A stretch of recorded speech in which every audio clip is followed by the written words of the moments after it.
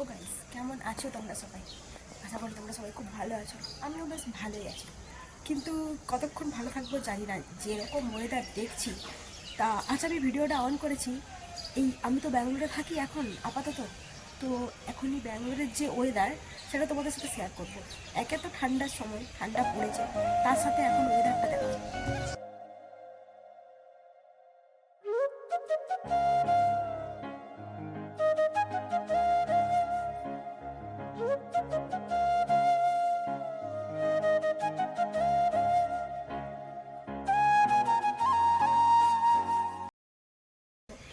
বৃষ্টি হচ্ছে, সাথে পুরো কুয়াশা পড়ছে।